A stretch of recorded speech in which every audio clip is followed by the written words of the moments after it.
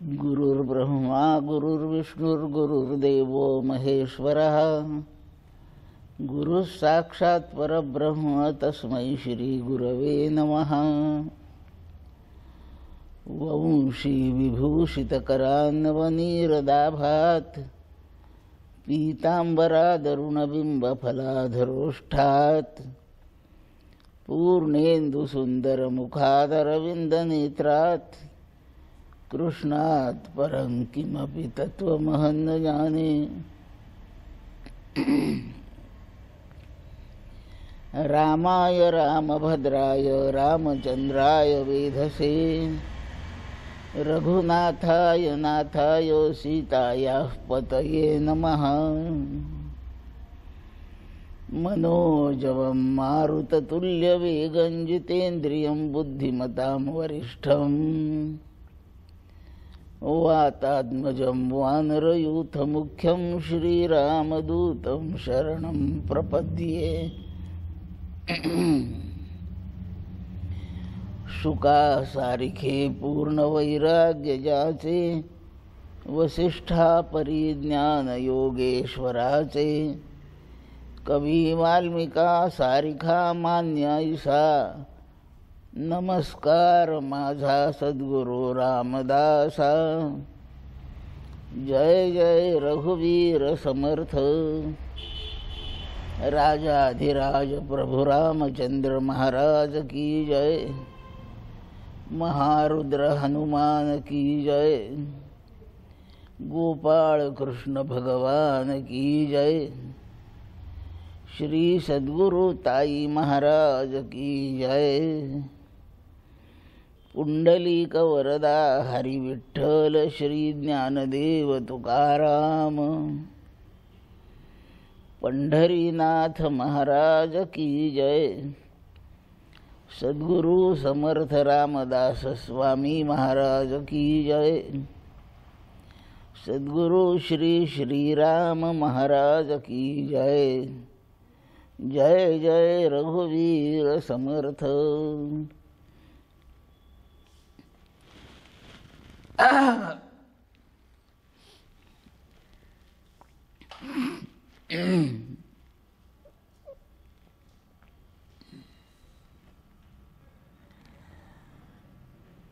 सद्गुरु श्री श्रीराम महाराज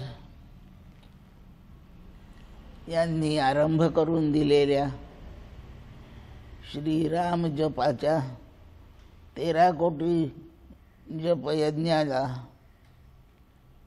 5-6 वर्षापासून अमरावतीत प्रारंभ झाला आहे। महाराजांचा शिष्यवर्ग, अनुयायी, अनुग्रहित, त्यांच्यावर निष्ठा असणारे अन्य भक्त या सर्वांच्या सहकार्यामध्ये हा यज्ञ सुरू आहे। आता सुद्धा येत्या पितृपक्षामध्ये तो यज्ञ सुरू होईल। यावर्षी जप करतायत लोक आणि ह्या जपयज्ञाच्या काही सत्रांमध्ये थोडंसं वैचारिक बौद्धिक चिंतन प्रकार म्हणून काही सत्संगाची व्यवस्था केलेली आहे। त्या सत्संगाच्या अंतर्गत माझ्या वाट्याला काही प्रवचनांचा भाग आहे। 2 दिवस झाले आहेत आपण ह्या चिंतन सत्राला प्रारंभ केला आहे। प्रारंभी श्री श्रीराम महाराज, सकल स्थानीय देवता, भगवान रामराय, श्री हनुमान आणि ज्या ठिकाणी बसून मी ही प्रवचने करते आहे ते श्री गोपालकृष्ण मंदिराचं स्थान आहे म्हणून श्री गोपालकृष्ण देवता या सर्वांना वंदन करते। आपणा सकळ श्रोतृवृंदाला, बंधू भगिनींना सप्रेम अभिवादन करते आणि मालेतील 3ऱ्या प्रवचनाला आज प्रारंभ करते। आधीच्या प्रवचनात आपल्याला लक्षात आलेलं आहे, आठवत आहे की या मालेचा विषय श्रीमद ग्रंथराज दासबोधातून 11व्या दशकातील दुसऱ्या समासाचा चत्वार देव हा समास निवडला आहे. आत्ता पावे तर त्यावर 2 प्रवचने चिंतन झालं आहे. आज चिंतनाचं 3रं प्रवचन आपण ऐकणार आहोत.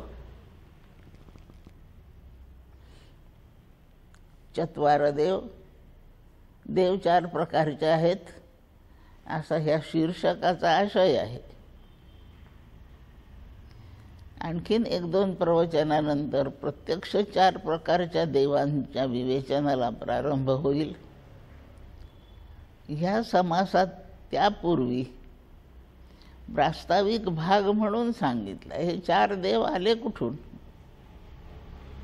एकदमच 4 देवाला प्रारंभ करण्यापूर्वी 4 देवाची संकल्पना कुठून सुचली, कशी आली, ह्याचं प्रास्ताविक थोडंसं विवेचन आपण लक्षात ठेवायला हवंय. म्हणून सध्याच्या निम्म्या समासापर्यंत ह्या प्रास्ताविकाचाच विचार आपल्याला ऐकायचा आहे आणि त्यानंतर शीर्षकाप्रमाणे प्रत्यक्ष विवेचन 4 देवांच्या बद्दलचं आपण नंतर ऐकूया.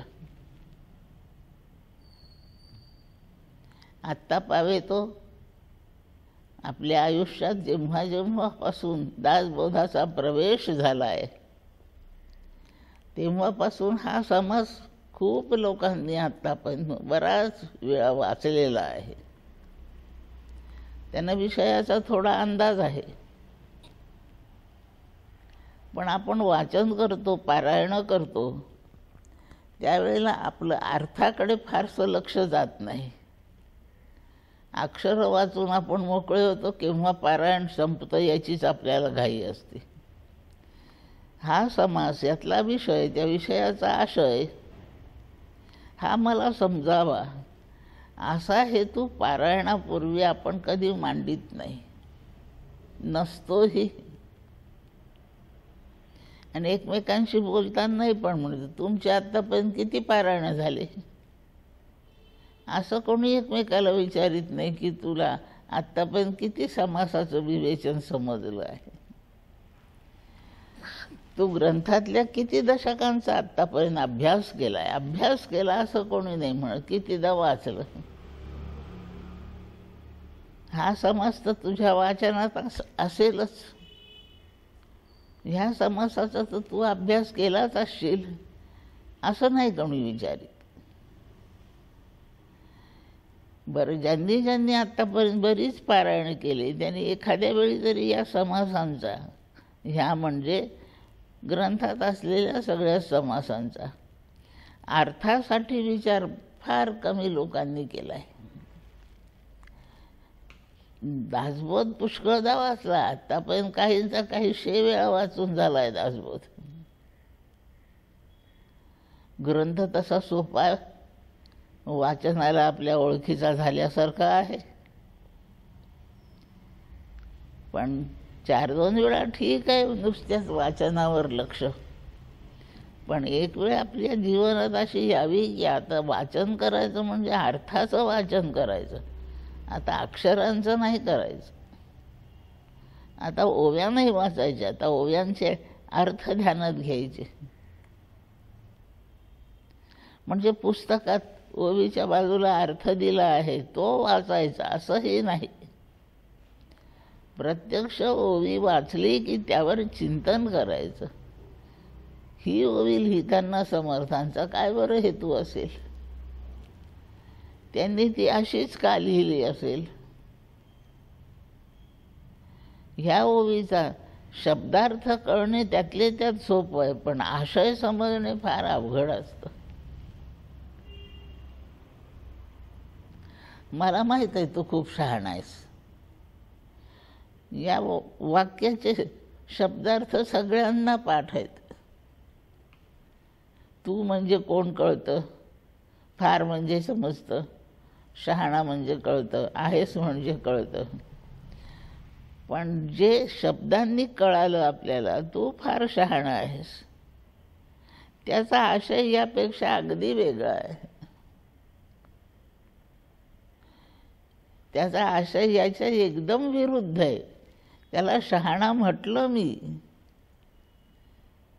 पण माझा आशय आहे की त्याला काही कळत नाही असं आहे.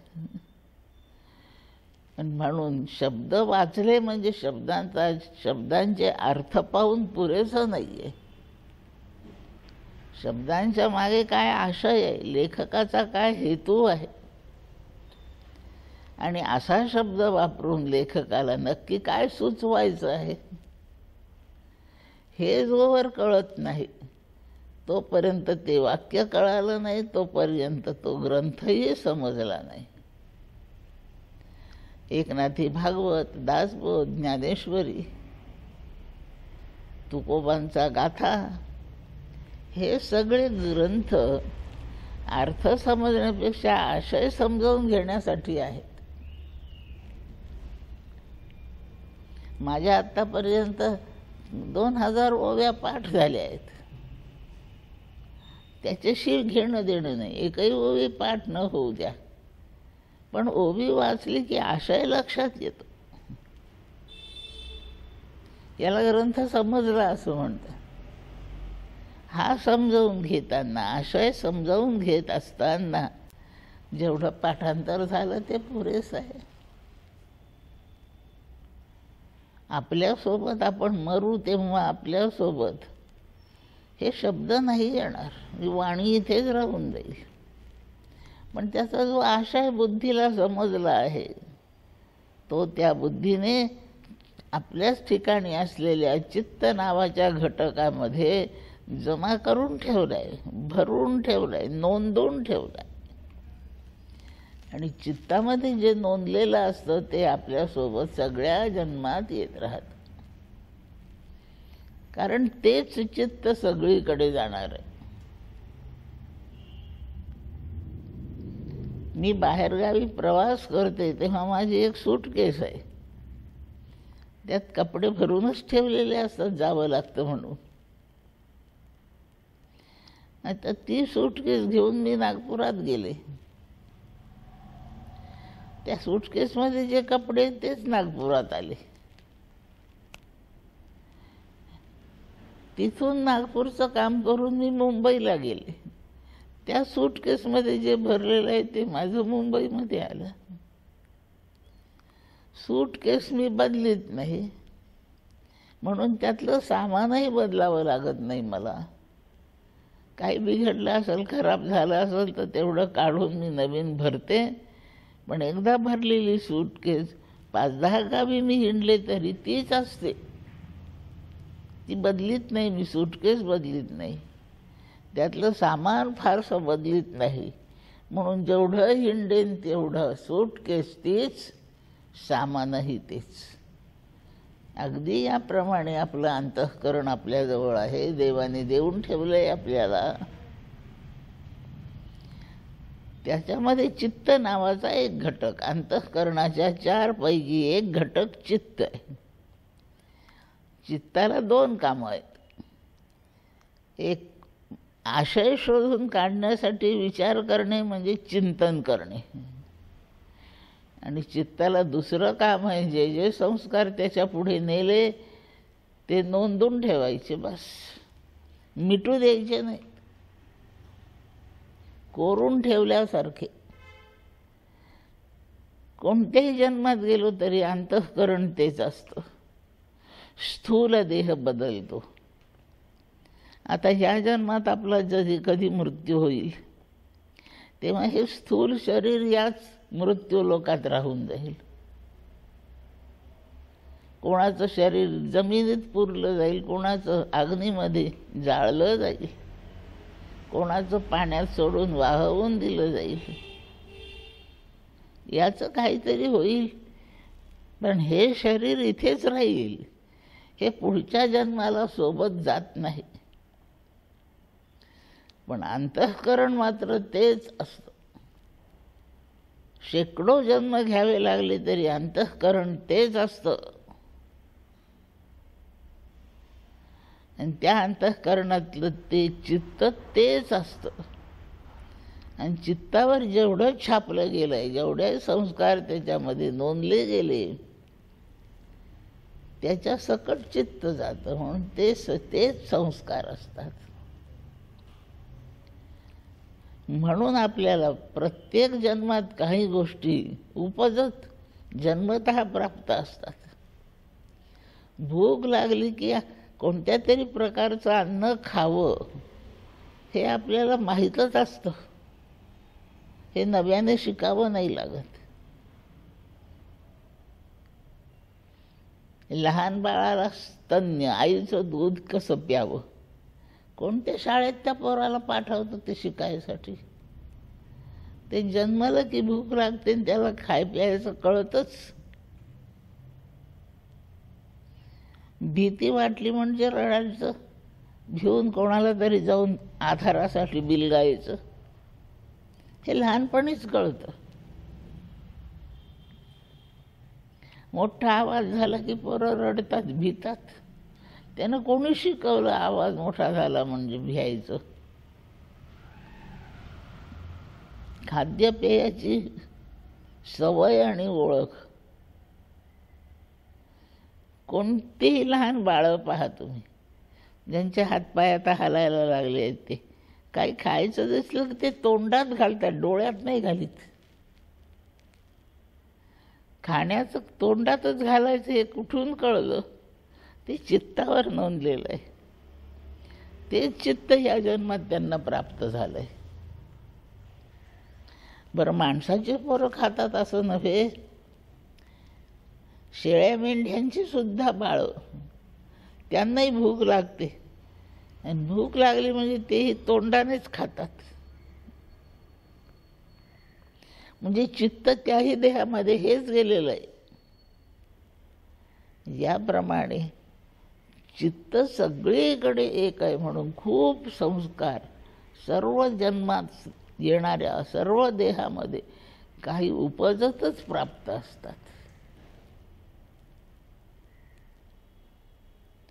आता दुसराच जन्म झाला म्हणून काही संस्कार विसरण्यात जातात, पण थोड्याशा शिक्षणाने ते सगळे पुन्हा जागेवर येतात.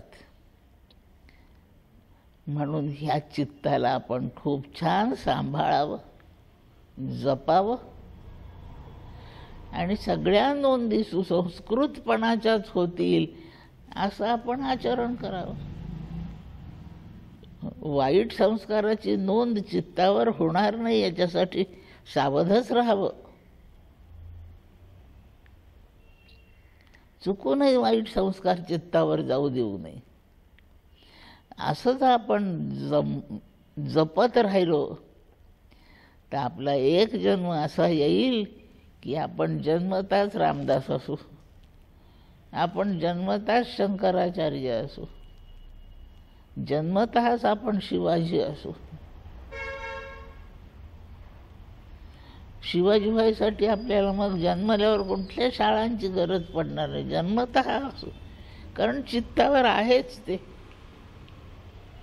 शिवाजीला जे संस्कार मिळाले तसे संस्कार जर आपल्या चित्तावर उमटलेले असतील तर आपल्याला शिवाजी होण्यासाठी पुन्हा शाळा कॉलेजची गरज नाही, पुन्हा जिजाबाईची गरज नाही. कोण्याही आईच्या पोटी जन्मू आपण. चित्त आपलं स्वतंत्र आहे. फक्त जेवढे संस्कार काळ बराच गेल्यामुळे विस्मरणात जातात त्याची आठवण करून देण्यापुरती. काही काही तपशील विस्मरणात जातो, तो तपशील समोर आणून देण्यापुरती. एवढीच शिक्षणाची शाळा कॉलेजेसची गरज आहे. बाकी जे शिकायचं ते शिकलेलंच आहे. आणि कधी कधी जन्म होऊन गेले, दुसऱ्या जन्मात आलो तरी विस्मरण होत नाही. बालपणीच सर्वज्ञता वरिता याते असं ज्ञानेश्वर महाराज म्हणतात. शंकराचार्यांचं वर्णन आहे की वयाच्या 3ऱ्या वर्षापर्यंत ते संपूर्ण भाषाशास्त्र शिकले. सगळे ग्रंथ तेव्हा जेवढे लिहिलेले उपलब्ध होते त्या सर्व ग्रंथांचा त्यांचा भाषा अभ्यास 3ऱ्या वर्षापर्यंत, वयाच्या 3 वर्षात त्यांनी तो केलेला होता. फक्त ते वेद म्हणत नव्हते, कारण मौंज झाली नव्हती. मौंज झाल्याशिवाय वेद म्हणू नये. 3ऱ्या वर्षी मौंज नव्हती झाली म्हणून त्यांना ते न म्हणण्याचं बंधन होतं. वेदवाणी सोडून बाकी सगळं म्हणतही होते. 5व्या वर्षी ते स्वतःच्या वडिलांचं गुरुकुल चालवत होते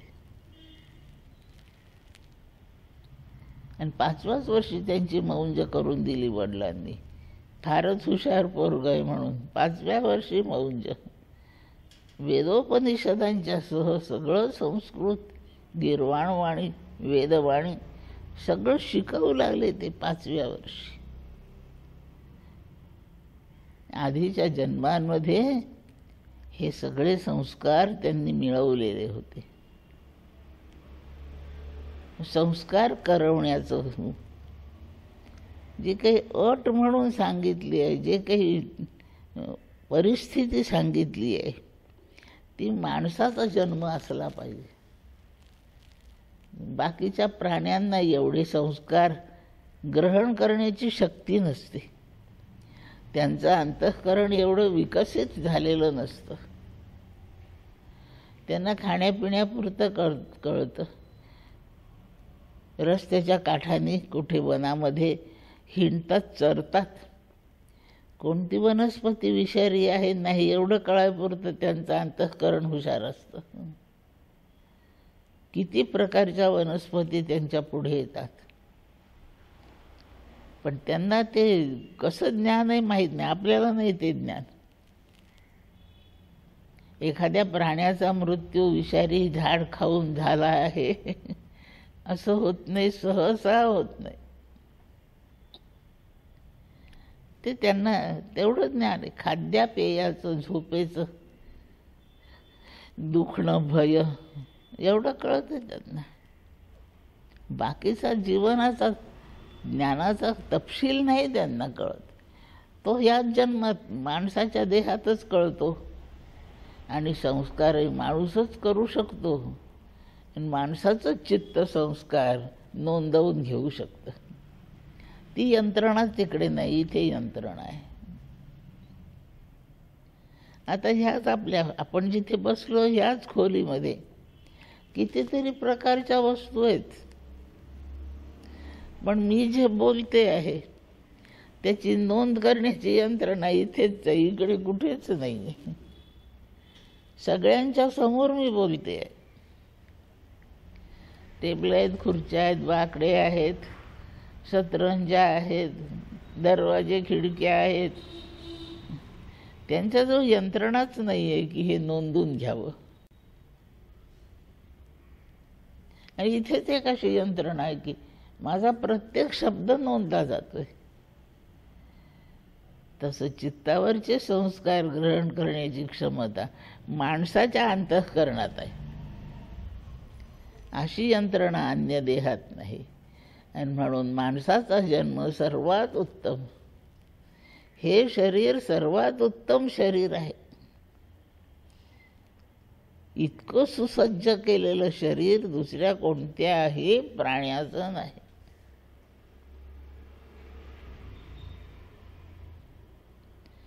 शरीरच तसं बनवलेलं आहे. बाह्य शरीरात आपलं हे चेहरा आपल्याला जिकडे जायचं तिकडेच पाहतो चेहरा. मला उत्तरेला जायचं आहे ना, तर माझा चेहरा उत्तरेकडे पाहत राहतो. बाकी प्राण्यांचे डोळे जिकडे जायचं त्याच दिशेला असतील भरोसा नाही, साईडला असतात डोळे.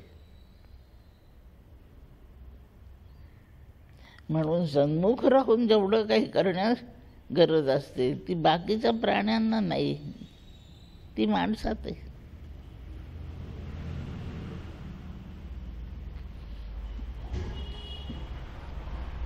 आपल्याला मान फिरवली म्हणजे काही प्रमाणात इकडे इकडे पाहता येतं. ते ठराविक प्रमाणात. आपल्या प्रत्येक हाताला 5-5 बोटं आहेत, त्यातले 4 बोटं एका ओळीत आहेत, आणि अंगठा नावाचं बोट त्याच्याशी काटकोन करून बाजूला आहे. बाकीच्या प्राण्यांच्या हातांच्या रचना अशा नाहीत. आणि म्हणून माणसाला कोणतीही गोष्ट पकडण्याची व्यवस्था आहे, ही अंगठा बाजूला आहे. ही सगळे बोट एका ओळीत असले तर हे जमत नाही. देवाने बोटच तिकडे बाजूला देऊन ठेवलं. 4 दिले एका ओळीत, एक बाजूला काढलं. माणसाचं शरीर असं आहे की ते उभं राहतं, आणि उभं राहण्यामध्ये मस्तक वरच्या बाजूला आणि पाय खालच्या बाजूला. पायही 2च दिले.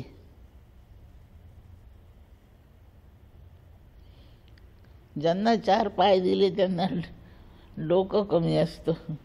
ज्याला 2 पाय दिले तो तल्लख बुद्धीचा असतो, त्याच्याजवळच ते अंतःकरण आहे, 2 पायाचा. वानरालाही 2 पाय आहेत, पण ते कधी कधी 4 पायाचं होतंच. म्हणून त्याला माणूसपणाची शंका आहे. वा म्हणजे शंका, नर म्हणजे माणूस. त्याचं माणूसपण शंकेत आहे, संशयी आहे, म्हणून त्याला वानर नाव आहे. याच्या माणूसपणाची शंका नाही आहे म्हणून याला नरच म्हणतात. उभं राहता येतं. माणसाचंच फक्त शरीर उभं राहणार आहे. बाकीच्या काहींना उभं राहता येतं, पण ते कमी वेळ उभे राहतात, बाकीचे आडवे असतात.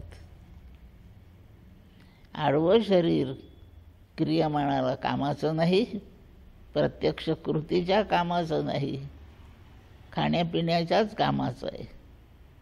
नराचं शरीर उभं असल्यामुळे इथे त्याला हवं ते ध्येय प्राप्त करण्यासाठी कर्म करता येतं. इतकी सगळी सुसज्ज व्यवस्था. आणि सर्वात शेवटी ह्या बाह्य भाग झाला शरीराचा. आतमधल्या बाजूकडे जाऊ. शब्द उच्चारण्याची स्पष्टता ही फक्त मानवी वाणीला आहे. बाकीच्यांना नुसते आवाज आहेत, शब्द नाही आहेत.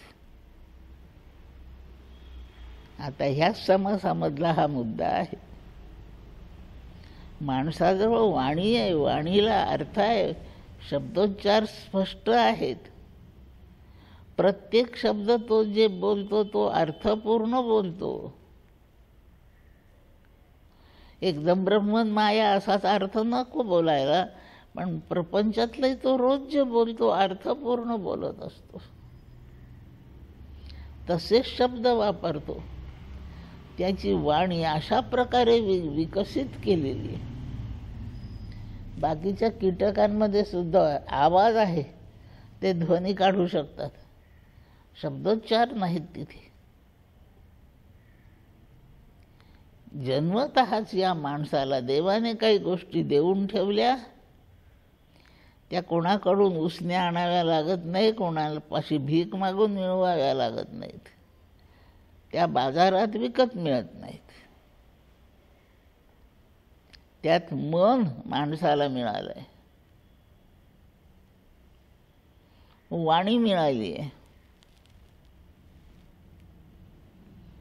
श्रीरामचंद्र चरणौ मनसा स्मरामी, मन मिळालंय. वचसा गृणामी, वाणी मिळाली आहे. शिरसा नमामी, हे डोकं म्हणजे हे संपूर्ण शरीर. डोकं शरीराच्या अवयवांचं प्रतिनिधित्व करतं. हे डोकं मिळालं म्हणजे बुद्धी मिळाली आहे. आणि ज्याने देवरूप व्हायचं आहे, छान साधन केलं, छान आचार केला, विचारात जीवन घालवलं, तर एक दिवस तो रामरूप होतो, ब्रह्मरूप होतो. याला शरण जाणे म्हणतात.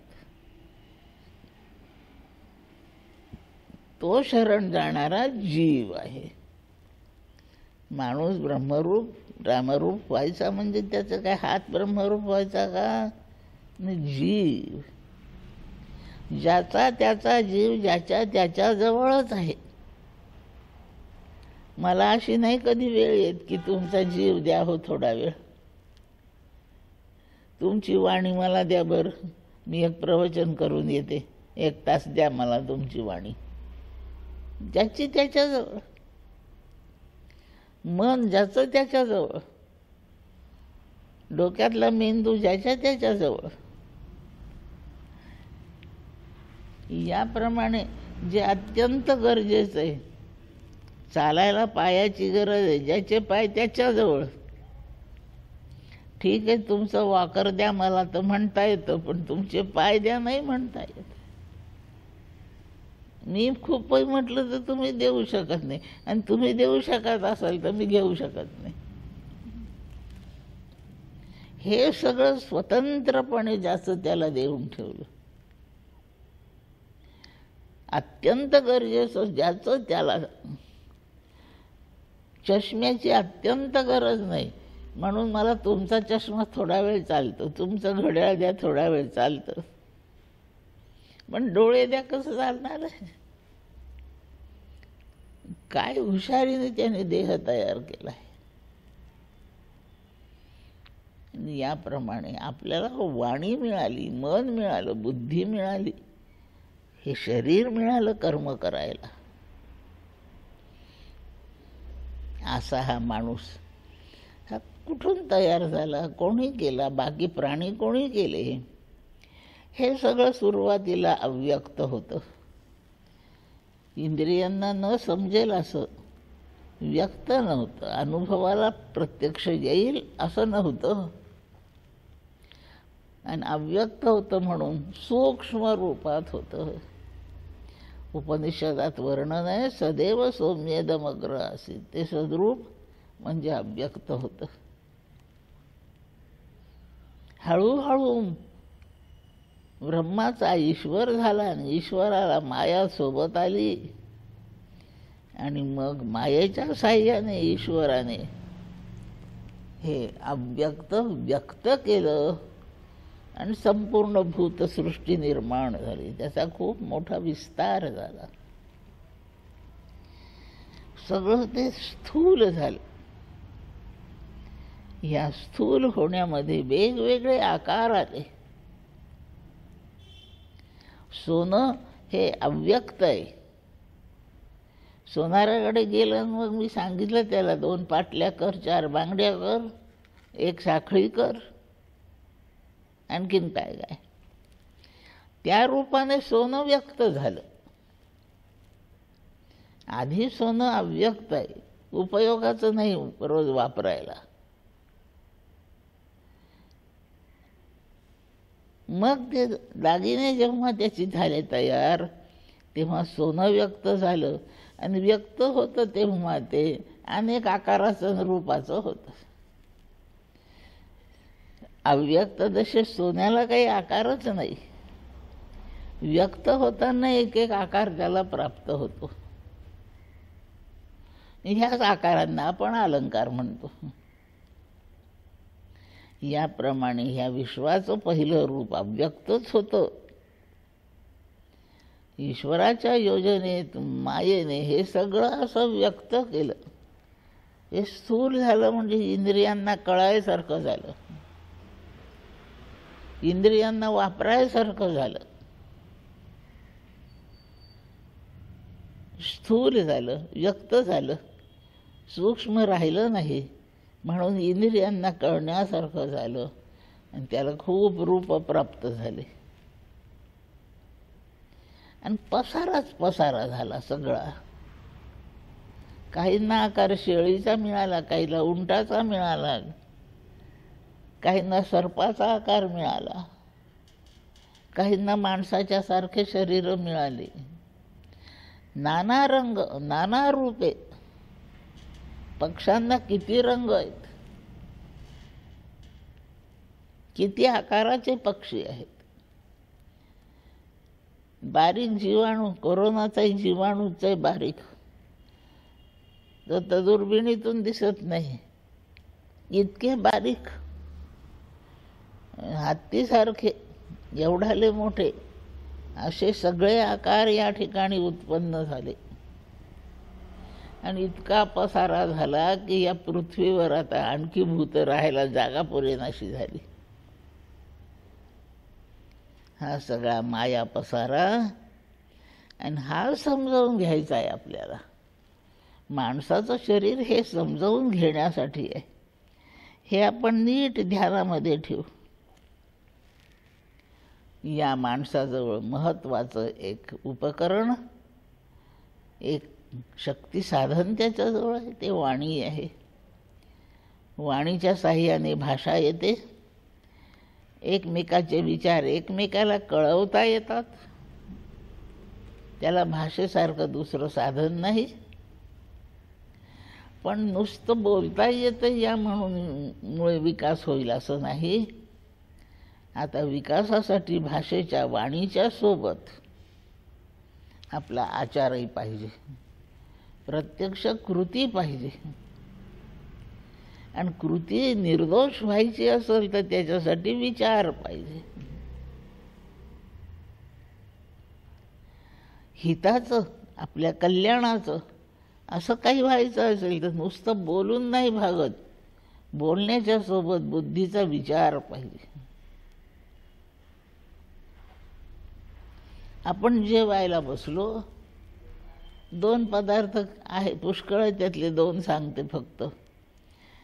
एक ताकाची कढी केली आहे आणि एक दुधाची बासुंदी केली आहे. आता वाटी एकच आहे.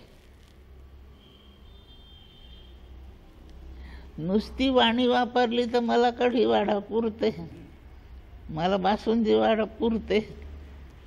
आणि मग एकाच वाटीत दोन्ही वाढले, वाढणाऱ्यालाही बुद्धी नाही, खाणाऱ्यालाही नाही. ते एकाच वाढले तर बासुंदी असेल आपल्या वाटीमध्ये का कढी असेल, दोन्ही नासलेलं असेल.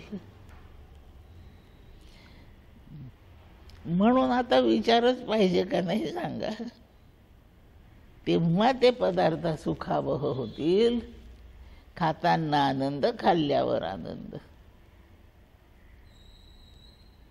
आणि म्हणून विचारात ठरलं हे 2 पदार्थ एकत्र मिसळण्याचे नाही, वेगळे वेगळे घ्यायचे. वाढणाराही म्हणेल ताईंना एक आणखी वाटी द्या हो, आणि ताई पण म्हणेल मला एक आणखी वाटी पाहिजे. आणि मग कृती म्हणजे आचार. या उदाहरणावरून आपल्या लक्षात आलं आहे की वाणीची जरूर आहे. वाणी बरंचसं काम करते असं दिसतंय, पण नुसत्या वाणीने पुरत नाही. त्याला जोडून विचार पाहिजे. जसं वाढा वाढा म्हणण्याकरता वाणी पुरली, पण ते सगळं बिघडू नये याच्यासाठी आपल्याला विचाराने ठरलं की 2 पदार्थ वेगळ्या भांड्यात आपण घेतले पाहिजे. म्हणून आपल्याला विचाराची गरज आहे.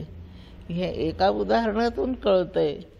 कुठेही आपल्याला वाणीच्या सोबत विचार नसेल तर सुसंगत, हिताचं, सोयीचं असं काही घडू शकत नाही.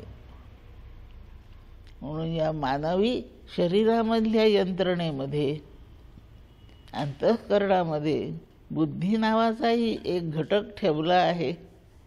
तो विचार करून आपलं जीवन सुरळीत करीत असतो. ज्या वेळेला ह्या सृष्टीमध्ये मायेने बहुविध भूते निर्माण केली, ती भूते निर्माण जेव्हा झाली तेव्हा ती फार विविध प्रकारची झाली. माणूस नावाचं एकच भूत जरी लक्षात घेतलं तरी आपल्या ध्यानातील माणसं सुद्धा फार वेगवेगळ्या प्रकारचे आहेत. 21 लक्ष योनी वनस्पतीत आहेत आणि 4 लक्ष योनी माणसामध्ये आहेत. माणसांची संख्या खूप आहे, पण माणसांचे प्रकार 4 लाख प्रकारचे माणसं आहेत जगामध्ये. आणि ते प्रकार होण्याचं कारण आहे चित्तावरचे संस्कार वेगवेगळे असतात. बुद्धीची क्षमता, तीव्रता, प्रगल्भता हे वेगवेगळं असतंय. त्याप्रमाणे हे माणसांचे प्रकार बनलेले आहेत. आता ज्यांच्या बुद्धी, चित्त, बाकीचे अहंकाराधिक घटक हे वेगवेगळे असल्यामुळे सगळे माणसं एकसारखे वागतील असं नाही म्हणता येत. साधारण प्रकारे माणसांनी कसं वागावं, पण त्याचा तपशील मात्र वेगवेगळाच आहे. सगळे माणसं बाजारात जातात, सगळी दुकानं असतात तिथे, पण सर्व माणसं एकच वस्तू विकत घेतील असं कधी होत नाही ना. गरजा वेगळ्या पडतात. माणूस बदलला की गरज बदलते, गरज बदलली की व्यवहार बदलतो. आणि याप्रमाणे इतकी विविधता माणूस ह्याच एका योनीमध्ये आपल्याला पाहायला मिळते. असं झालं जेव्हा, तेव्हा सारा गोंधळ व्हायची वेळ आली. माणूस म्हटला की बुद्धिमान आहेच. कोणाची तमोगुणी बुद्धी आहे, कोणाची रजोगुणी आहे, कोणाची सत्वगुणी आहे. आणि त्याच्यामुळे त्याला सुचणारे सगळे विचार वेगवेगळे असतात. प्रत्येकाला वाटत राहतं मी खूप बुद्धिमान आहे. आणि याच्यामुळे सगळा गोंधळ इतका माजतो, काही शिस्त राहत नाही. नुसत्या वाणीच्या प्रांतामध्ये विस्कळीतपणा वाढतो. आणि सुसंगत सगळा व्यवहार होऊन प्रत्येकाच्या हिताची गोष्ट त्याला करता यावी यासाठी एक नियमावली लागते. रस्त्याने कोणी कुठूनही चाललं तर वाटेल तेवढे अपघात होतील आणि रस्त्यावर गोंधळही गोंधळ. तो होऊ नये म्हणून शोधून, विचारांती शोधून नियम केला. प्रत्येकाने आपल्या डाव्या बाजूने त्या रस्त्यावरून चालावं. गोंधळ टाळण्यासाठी नियमावली आहे. आणि असा गोंधळ सगळेच बुद्धिमान, कोणी पुसेना कोणाला. कोणाला वाटतं की मी कमी बुद्धिमान आहे. आणि आपापल्या बुद्धीने प्रत्येकजण जर वागू लागला तर समाज जीवन गोंधळाचं होऊन पडतं. असं होऊ नये म्हणून आता दंडकाची गरज आहे. नाना मते निर्माण झाली, नाना पाषांडे वाढली, नाना प्रकारची तयार झाली, नाना बंडे, बंडखोर झाले माणसं. माझंच बरोबर आहे असं वाटतं, पण ते नाना म्हणजे इतकं विविध खूप प्रकारचं आहे. कोणी कोणाच्या सोयी पाहायला तयार नाही, आपल्या सोयी पाहतो चालतोय. पाषांड म्हणजे अश्रद्धावानाचा व्यवहार. पाखंड तो कोणाला मोठं मानेन असाच होतो. त्याच्या हिशोबात देव नसतो, सत्पुरुष नसतात, शास्त्र नसतं. आपल्या आपल्या खाण्यापिण्यापुरतं जमलं की त्याचं संपलं. असं पाखांडी लोक वाढले, नाना बंड तयार झाले, बंडखोर झाले लोक. म्हणजे कोणाचंच कोणी जुमानी नसं झालं त्याला बंड म्हणतात. 4-2 जण एका विचाराचे एकत्र येतात, स्वतंत्र बंड. दुसरे 4-5 एकत्र येतात, त्यांचं स्वतंत्र बंड. आणि अशी परिस्थिती समर्थांच्या काळात आली. आणि सामाजिक विचार करून समर्थांनी एक त्यात शिस्त आणण्याचा प्रयत्न केला. म्हणून सर्व काळी संत असतात. जसे न जुमानना ज्ञानावर स्वैर झालेले लोक सर्व काळात असतात, त्याप्रमाणे सामाजिक शिस्त निर्माण करण्यासाठी, त्यांना वळण लावण्यासाठी सर्व काळामध्ये संत असतात. एक संत पुरत नाही. वेगवेगळ्या समाजामध्ये, वेगवेगळ्या प्रदेशामध्ये तिथली परिस्थिती हाताळण्यासाठी त्या प्रकारचा सुसंस्कृत संत तिथे असतो. आता मात्र असा गोंधळ फार झाला. समर्थांनी तीर्थयात्रा करून सगळ्या समाजाचा अभ्यास केला, निरीक्षण केलं, परीक्षण केलं. आणि त्यांनी विचार केला की ह्या बंडखोर होत चाललेल्या, पाखंडी, अश्रद्धावान, कोणाला न जुमानणाऱ्या या समाजात एखादी शिस्त आणल्याखेरीज हा मानव समाज काहीच विकास करू शकणार नाही. माणूस बुद्धीचा वापर करून सुसंगतता आणण्यापेक्षा विस्कळीतपणा आणण्याचा प्रयत्न जास्त करू लागला. बाकीचे प्राणी त्यांच्या निसर्गाप्रमाणे वागत असल्यामुळे त्यांच्यात बेशिस्त कमी आहे. वाघोबाला भूक लागल्याखेरीज तो कोणाची शिकार करीतच नाही. माणसाला भूक नाही लागली तरी तो हाडप करीत चालतो. म्हणजे बंडखोरी माणसांमध्ये जास्त आहे आणि म्हणून माणसाला शिक्षणाची गरज आहे. वाघोबाच्या, हत्तीच्या, मेंढरांच्या, हरणांच्या शाळा नाही आहेत, विंचू सापासाठी कॉलेजेस नाही आहेत, कारण ते त्यांचा नियम मोडीत नाहीत. माणसातले सुशिक्षित सुसंस्कृत नियम मोडीत नाही, त्यांना गरज नाही. पण अनावर होणारे, भ्रष्ट होणारे, गोंधळ करणारे, बंडखोर वृत्तीचे हे माणसं आवरायचे असतील तर यांना शास्त्र शिकवलं पाहिजे, यांच्यासाठी पुस्तकं लिहिले पाहिजे, यांच्यासाठी शाळा कॉलेजेस काढले पाहिजेत. मग आता माणूस बरा की बाकी प्राणी बरे? पण ते प्राणी विकास करू शकत नाही, हा विकास करू शकतो, याचा हा मोठेपणा आहे. आणि म्हणून याला जर फक्त शिस्त शिकवली तर माणसासारखा उत्तम प्राणी दुसरा नाही. आणि गोंधळ करायला निघाला म्हणजे याच्यासारखा वाईट कोणी नाही. याचं तारतम्य पाहून या समाजाला रीत कशी लावायची याचा विचार करणारे संत त्या ते वेळी अवतरतात. असा गोंधळाचा काळ समर्थांच्या वेळी आलेला होता. अन्य धर्मीयांचे मत यात मिसळत गेले, म्हणून मतांची सुद्धा शुद्धता राहिली नाही, विचारांची शुद्धता राहिली नाही, सगळं भेसळयुक्त झालं.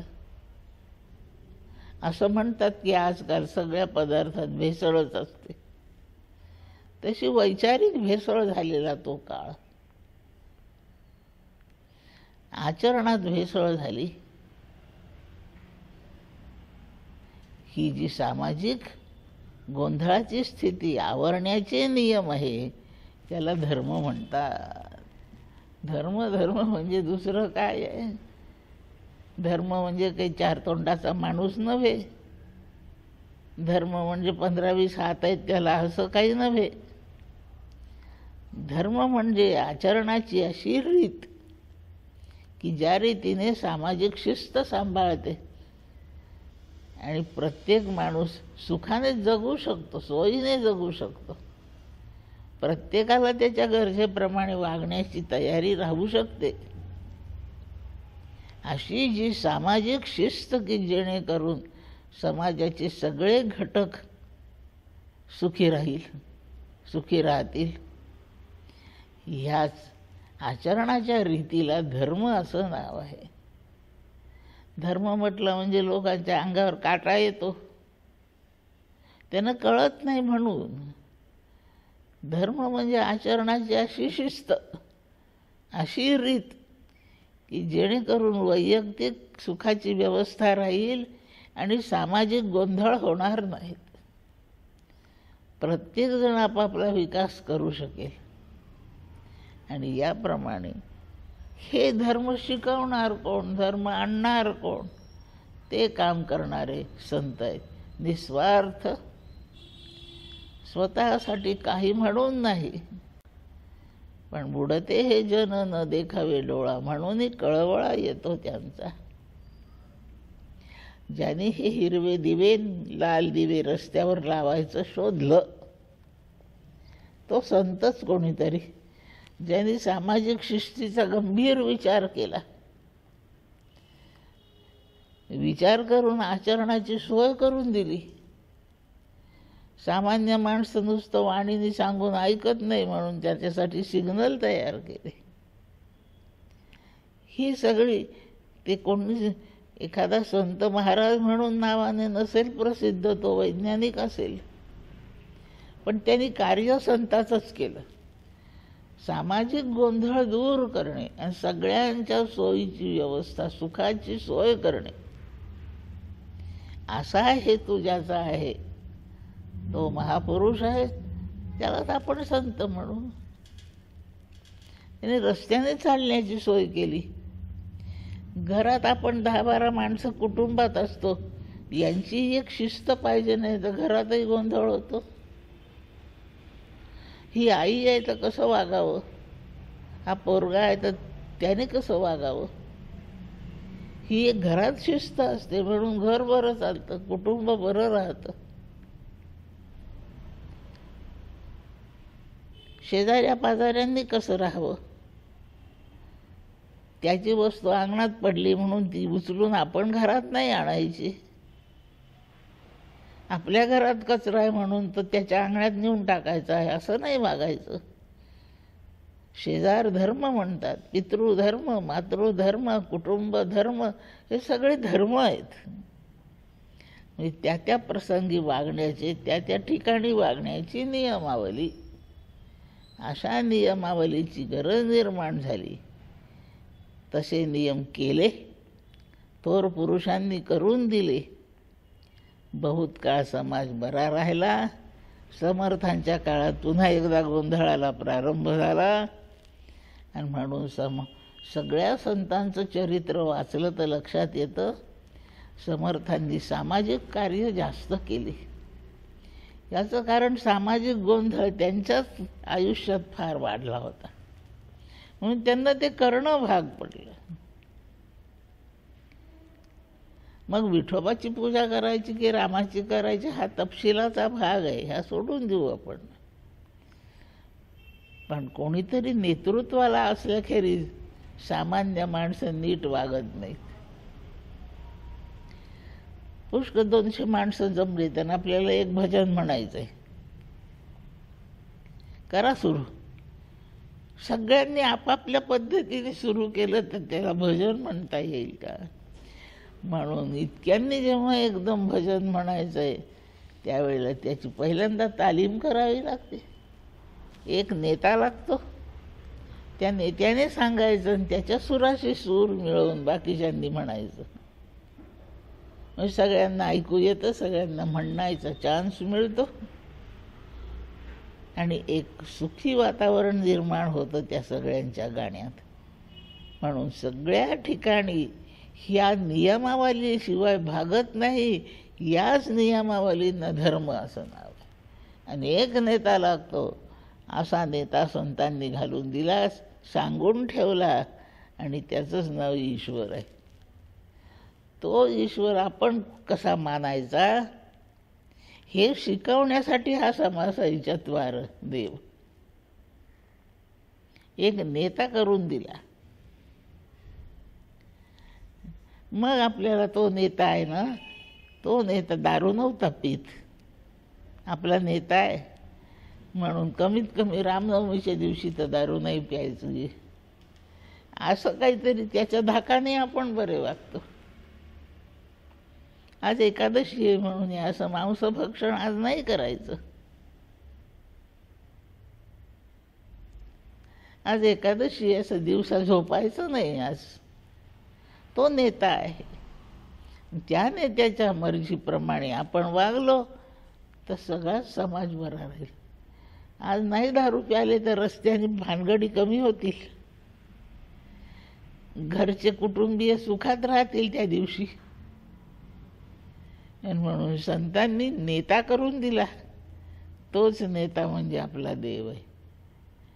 आणि नेता कसं सगळ्यांना पसंत पडला पाहिजे, त्याचं सगळ्यांनी ऐकलं पाहिजे, याच्यासाठी नेता नेहमी सद्गुणी पाहिजे. आणि म्हणून आपले जे देव आहेत इतर धर्मातही ते ज्याला देव मानत असतील ते सगळे सद्गुणीच आहेत. त्यांच्यात खोडी नाही आहेत, दोष नाही आहेत.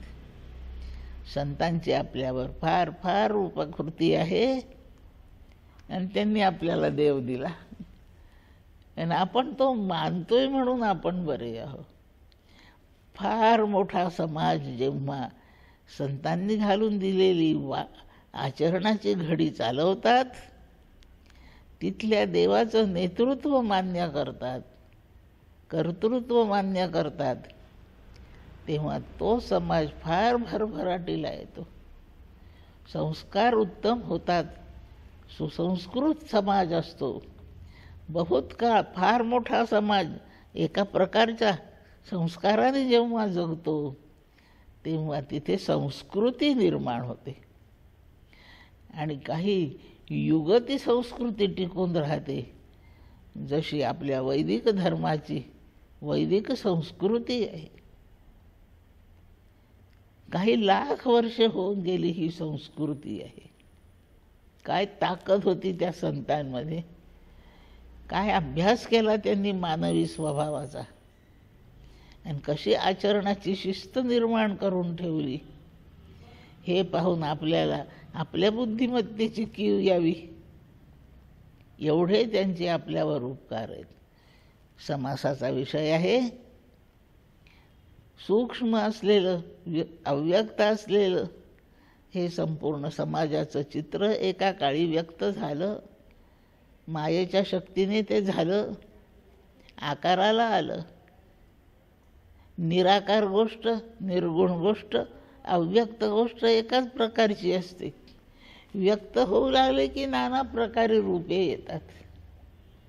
माती अव्यक्त असे पण एकाच प्रकारची असते आणि व्यक्त व्हायला लागली की काही रांजण असतात, काही माठ असतात, काही बोळके असतात, काही मूर्ती असतात, काही पंट्या असतात. किती आकार येतात आणि केवढा विस्तार होतो. मातीच्या कोपऱ्यामध्ये एक ढीग आहे फक्त, एवढे आकार आले की एवढे खोलीभर ते पसरून ठेवावे लागतं. विस्तार वाढतो. सोन्याचं तसंच. आणि व्यक्त आणि अव्यक्ताचा फरक, जे अव्यक्त आहे ते इंद्रियांना कळत नाही आणि जे व्यक्त आहे ते इंद्रियांना कळू लागतं. अव्यक्त आवाज ऐकू नाही येत, व्यक्त झाला की कानाला कळतो, इंद्रियांना कळतो. रूपे व्यक्त झाली की डोळ्यांना दिसायला लागतात. याप्रमाणे स्थूल सृष्टी झाली, आकार आले, विस्तार फार झाला. जेवढा विस्तार वाढेल तेवढा गोंधळ वाढतो. गोंधळ झाला की सगळ्यांचंच जीवन बिघडतं. ते दुरुस्त राहावं यासाठी, गोंधळ दुरुस्त करण्यासाठी एक शिस्त म्हणजे आचरणाची रीत निर्माण करावी लागते. हे कार्य संत करतात आणि समाजाला एक नेतृत्व पण देतात आणि याच्या साहाय्याने मानवी जीवनाला एक शिस्त प्राप्त होते. हे नेतृत्व देवाकडे आहे आणि या समासात आपण देवाचाच विचार करणार आहोत. क्रमाने चत्वार देवापर्यंत आपण पोहोचणार आहोत. ह्या प्रवचनात इतक्या विषयाचं चिंतन करून आपण आता थोडा वेळ थांबू. पुढच्या प्रवचनात आपण याच्या पुढचा भाग ऐकूया. पुंडलिक वरदा हरी विठ्ठल. श्री ज्ञानदेव तुकाराम. जय जय रघुवीर समर्थ. सद्गुरु समर्थ श्री श्रीराम महाराज की जय.